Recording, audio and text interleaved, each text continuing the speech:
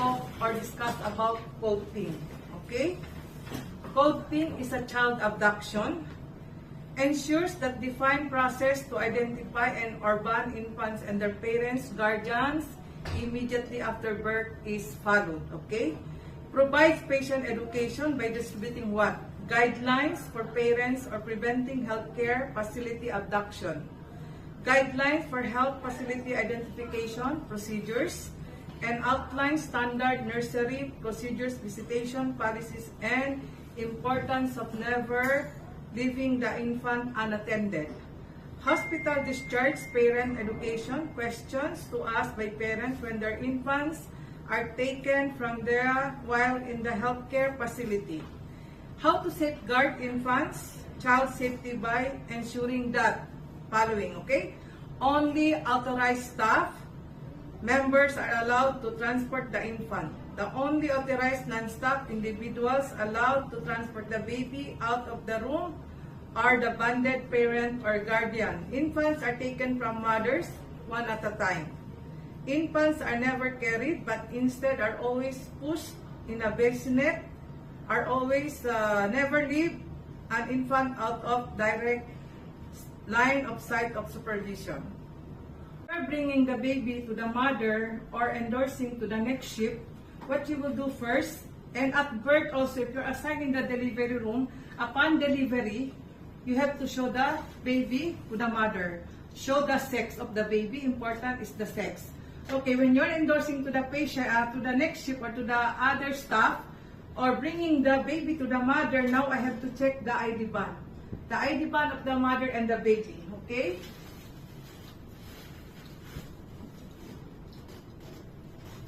Mama, what's your name? Docas.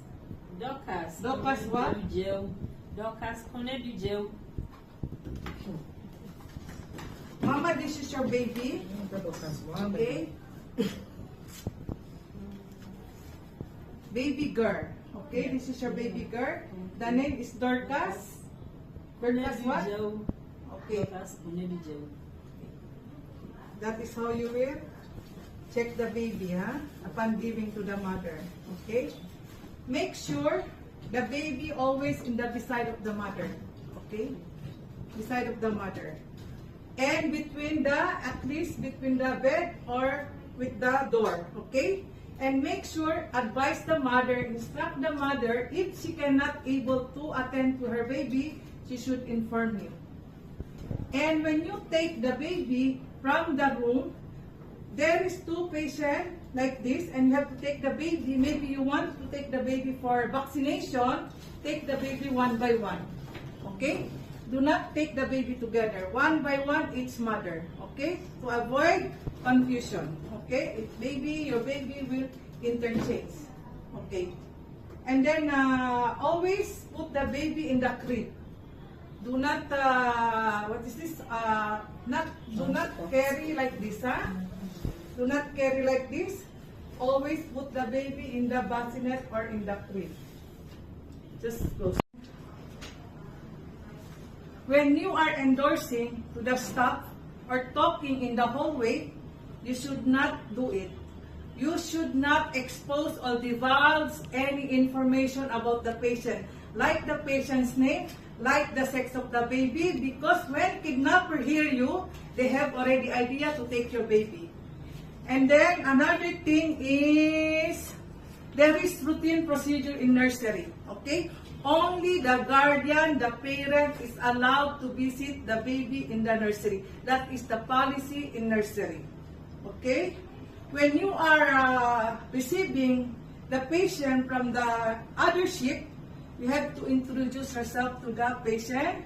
Mama, I'm Sister Hania, your today's nurse. Okay?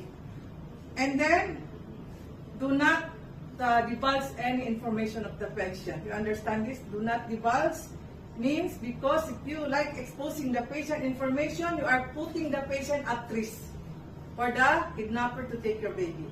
What is your response in actual abduction of the child?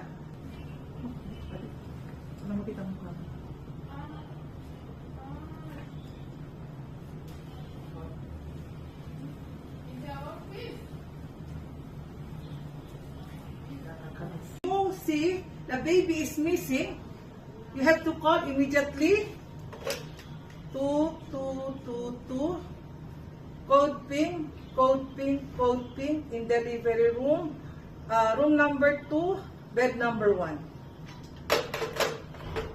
Search immediately all around, okay? If they check, if there is in the bathroom, you have to check also if the baby is there. Maybe somebody put the baby there. You have to assign only one nurse to check for the entire area. Team leader obtains the all pertinent information regarding the description of the kidnapper, okay, and the infant child. The situation to be reported, and the unit reports in the incident commander. Means to say, description of the kidnapper. Once you see, you have to describe the description of kidnapper. Maybe he is tall, he is short, he is white, or he is black. So this is the description of the kidnapper. You have to make note. And another thing, you have also to see the description of the baby. The baby, male or female, or this big baby, or small baby. If there is another patient, parents have to move them another rooms. Okay? And then the belongings of the patient means akrar. Belongings of the patient, if she have bag, files, keep in the room. Do not take it with the out, because that is part of the investigation. Okay? You have also to inform your pediatrician and obstetrician. I just don't document when I woke up. I didn't see my baby beside me.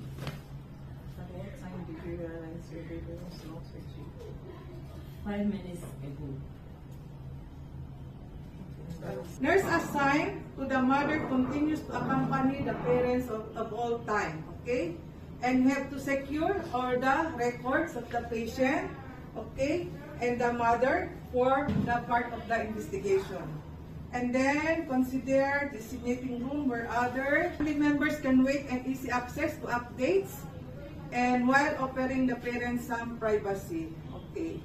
And after the situation, you have to do the group discussion. The team leader will do the discussion, and end of the code pin waits for the facility operator to announce code pin is clear.